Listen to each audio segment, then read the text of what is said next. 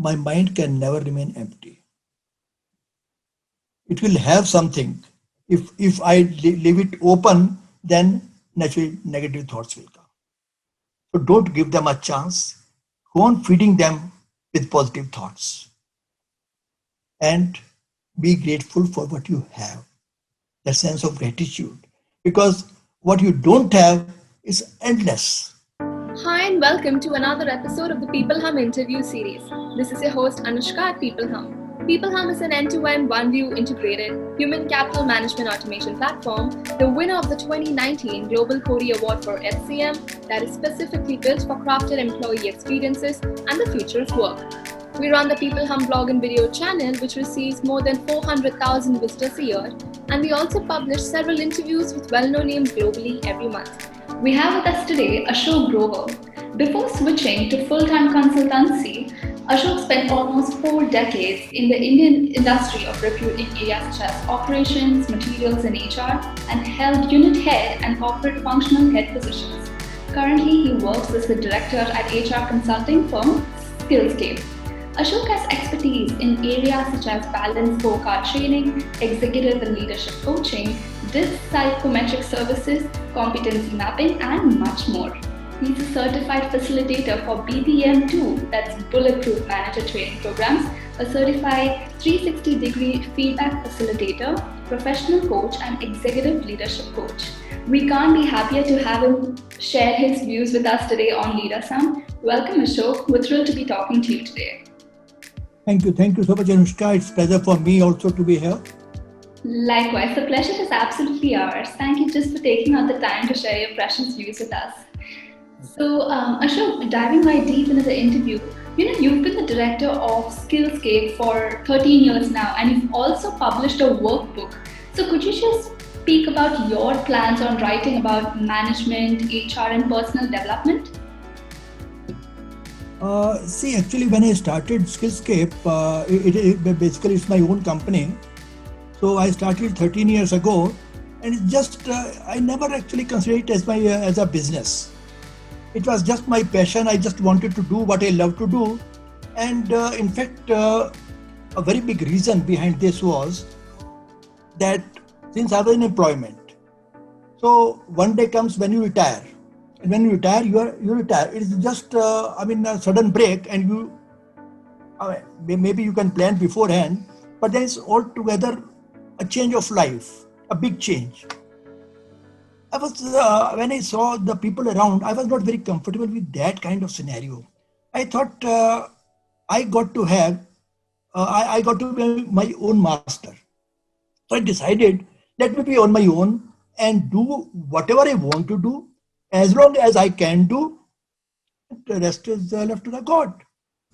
And I had a colleague, by the way. I learned from him. He used to use a sentence very often, I want to die with my boots on. And that's what I made my mantra. So I said, okay, I'll be on my own. So it will be my choice how much I want to do, what I want to do, how long I want to do. And then after that, I have been just running Skillscape as a passion. Some people say it is an expensive hobby, but fine. I'm very happy about it. And that's how, and another thing you talked about book. In fact, I've been thinking of writing a book for so long. Uh, One is for HR, then a couple of them for self-development. And during coaching, when I meet my clients, some of them happen to be very interesting, particularly in assessment center feedbacks, such things happen. When you talk of books, some people say, sir, give me anything. I want to do a lot, but I can't read a book. So I don't know what to do. You tell me what should I do, but I can't read a book. I said, either you should know what you want to do, what action you want to take, or you can learn from book or training program. They can guide you. But if that is not possible, then this idea came to my mind. Instead of a book, first let me write a workbook where there's less to read, little more to write, and lot to do. So that was the idea. That's why I wrote this workbook. And then after that, I thought, let me concentrate on this side. I got a real good response, and actually within a couple of months, I updated also on feedback, and I just started a LinkedIn group also, so that the people who are working on that, they all can enhance their learning through community learning. So that's in a nutshell what I'm doing, and then now I'm working on a series of management books. I've already started working on that. Wow, that's great, Ashok. Congratulations on the success of your workbook. And this is a very novel concept. It's very unique. And I think it's really here to stay in the future of work, especially with millennials who, as you said, they don't like spending a lot of time. I don't want to stereotype, but a lot of them have a limited attention span and they find it difficult to read a book. So that's great work you're doing, and it's wonderful to see how you've actually aligned your passion and your profession together, and you're doing something that you really like at Skillscape. So, going on to the next question, as any leadership coach, I'm sure even you must have a certain set of skills that you feel have contributed in making you a better leader. Would you like to speak about them, especially in light of the pandemic and all the changes that it has brought with it? Yes, actually, it all related to one thing, and that's the mindset, I would say. I'll tell you an interesting story. In fact, it was quite long back, maybe some 20 years ago, when I shifted to Delhi. Before that, I was in Lucknow. And in Lucknow, normally when we speak to each other, we say, yeah, it's going on, cut rahi hai, chal raha hai yaar, that kind of thing. Here, when I came to Delhi, I met a gentleman. He was my placement consultant. Whenever you ask him, how are you, Mr. Baba? Oh, enjoying stuff. Life is good. Really. Moja sa, basti. And that was a very routine kind of thing. Every time this used to happen. One day, just came to my mind. I thought that there's something wrong somewhere. This person is always enjoying, and I'm always dragging. I don't know how it came to my mind. uh, I just started imitating that. I started saying that, yes, I'm enjoying. I don't know why I did that. Because that time I was not even aware of what we call positive affirmations. I was not aware of that technique. But that's what I started doing. And believe me, I don't know when I actually started enjoying. And till date, I'm just enjoying. So that is the what I say positive mindset. Because in pandemic, you know, whatever is happening to everyone. Now I can go on cribbing. ये नहीं हो रहा, वो नहीं, I have this problem, I have that problem, I can't go out, I can't do anything. All kind of problems are there. But then, if we just remember that 90-10 principle, 10% is life, what comes to us, 90% what we make it. So how we react, how we respond. So if we look from the other side, what I can do about it, whatever, and there, of course there are many, I think many cases where people say they have done such things during pandemic what they could never think of, they never thought of before. It was in their mind that they didn't know how to do it, when to do it. Now that was an opportunity. So when you can make best of the whatever is available, I think that is, so it is all positive mindset. That's what I believe.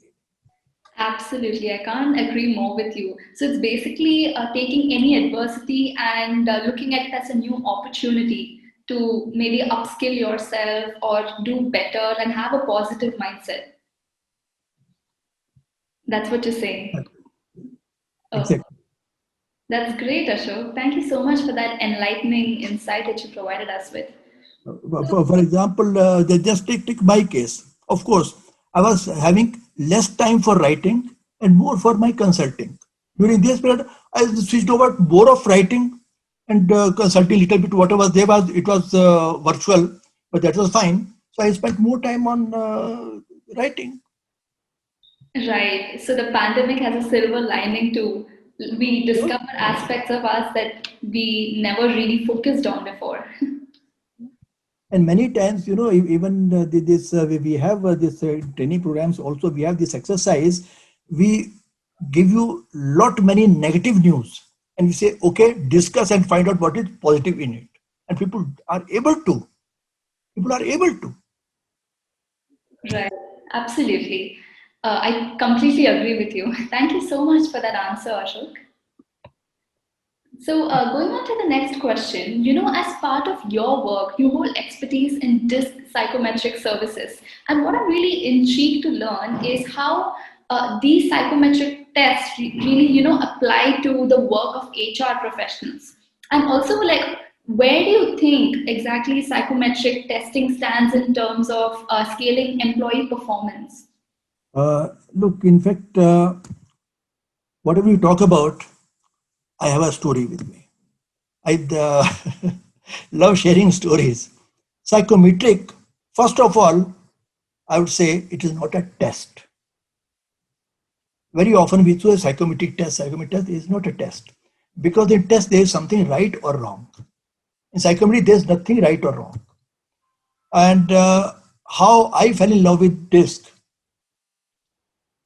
long back when I was in employment, a gentleman came to me to sell me this tool for use in my organization. So he gave me the form. Those days this online thing was not there. I filled it up manually. He took it.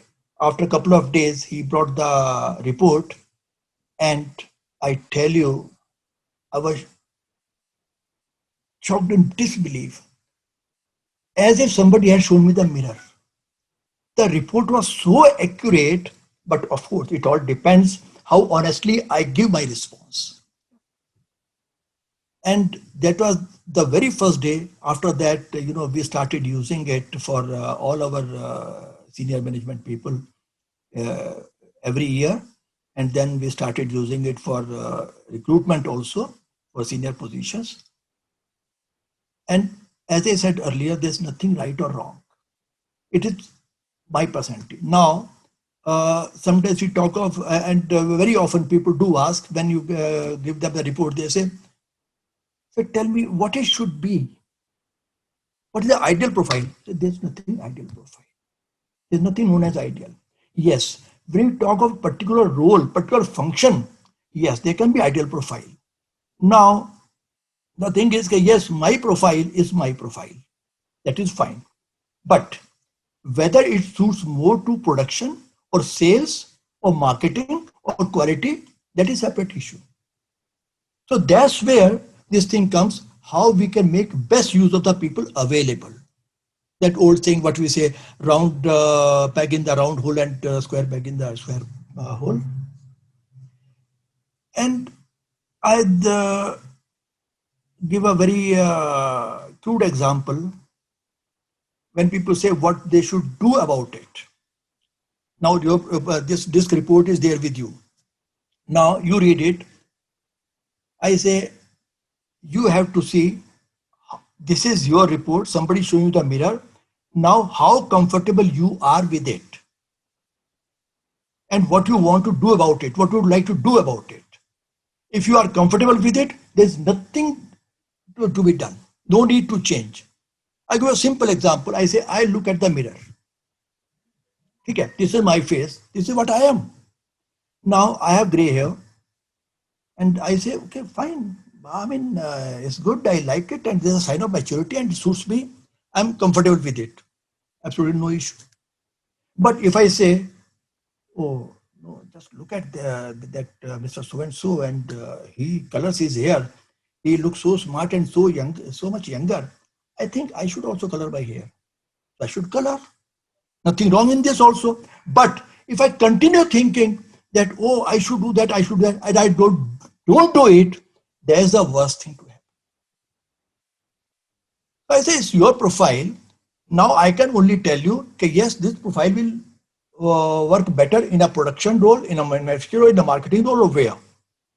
And there, find it with what you need to do, that you can. But if you want to have entirely big change and you say, okay, no, I don't like this, my profile, I don't like my hair and I want to color, fine, by all means. But you can do only when you feel so. If I tell you, ऐसा नहीं ऐसा करो इसको do this thing with a little more, do a little less, it will never work. But the day you feel that you can do it and you want to do it, you will do it. So for me, it is as an individual, this profiling helps me to understand myself better. And for HR people, for management, it helps them to decide where to put me so that I can give my best performance. So that's how this is a win-win situation.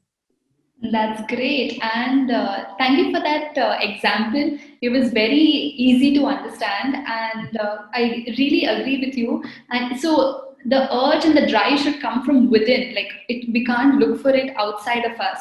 It should be something that drives us, like we want to do it on our own. Exactly, exactly. Right, absolutely. Thank you so much, Ashok. So, going on to the next question, competency mapping and training programs are definitely the need of the hour. So, could you speak about some of the ways in which they have grown over the past decade? And also, do you think HR technology can, collaborate with this aspect to ensure more efficiency in the workplace?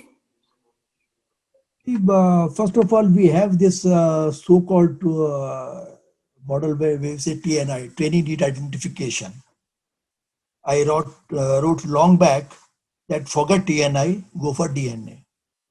Development need analysis, because training is only one part. Development needs can be so many. It can be some special assignment, some job rotation, and maybe classroom training, on the job training, so many things. So training, and in isolation, training doesn't mean anything. Naturally, when I say, when you do this competency mapping, when you do assessments, and when you know what you really need and what my organization needs, and when we match them and then go for specific trainings, that makes sense. Otherwise, training for many people it may be pastime, but otherwise, of course, it is a big requirement these days, particularly when it is not learning. We go much backward. We say de-learning and then learning. So it's learning goes with both of these together. We have to de-learn also so many things. What I learned 50 years ago, that is no more relevant. So I'm just carrying the burden here. So de-learn that and write on the fresh slate. So relearning is going along with it. As far as technology is concerned, that is very interesting, that technology in itself is nothing. At the same time, without technology, we are nothing. Both have to go together. I tell you, if I say no, I'm not comfortable with technology. I don't want to do anything. I'll do actually everything manually. I'll do this. It's not possible these days. In this fast-paced environment, that is not possible. At the same time, if I say automate everything and things will move on its own, that is also not possible. Sometimes you get frustrated when you write a mail these days, and maybe somebody sitting over there, he sends you the reply. You can see is total copy paste, and you don't get answer of your query somewhere, maybe some half sentence in the 50 sentences, or maybe not even there. So technology, sometimes we are not able to really use the technology in proper. But it's a boon, I say. These days, without technology, it just cannot work. But at the same time, human touch, that has to remain there. We have to understand technology is the faithful servant, but we have to tell the servant what is to be done. We just cannot leave it to technology. Right. I absolutely agree with both your points. The first on how we need to constantly reskill and upskill ourselves, especially in this time of constant change and new concepts that are evolving. So that was absolutely great. And this too. So you're saying technology, we need to use tech as an enabler rather than a replacer. Okay. Yes. Absolutely. I think the human touch is at the core of everything interpersonal interactions. So, yes, technology can only ease that process out. Great, Ashok. So, just to kind of wrap this interview up, do you have any final passing remarks you'd like to leave our audience with? Basically, I would repeat a couple of things. First, always remain positive, because my mind can never remain empty. It will have something. If I leave it open, then naturally negative thoughts will come. So don't give them a chance. Go on feeding them with positive thoughts, and be grateful for what you have. That sense of gratitude, because what you don't have is endless, but we don't think about what we have. If we start, just take some time, and if we start writing what we have and what we have achieved in life, it can be a long, long list for everyone. Anyone who says that his life has been utter failure, utter miserable, he doesn't have anything, if he makes some efforts, can have a long, long list. So that gratitude. And third thing I would say, never stop learning. Never stop learning, and never give up. Wow, that was amazing. Love the last bit of positivity. So it's about having a positive attitude, having gratitude in life, and constantly to be on the learning process. Great, great. Thank you so much, Ashok. I had a wonderful time interviewing you today. Gained some really wonderful insights. They were very valuable, and I'm sure our audience would find the same as well. Thank you. Thank you so much. Thank you, and you stay safe and have a healthy time ahead of you. We shall surely stay in touch. Thank you, Arisha. Same to you. Yes. Bye bye.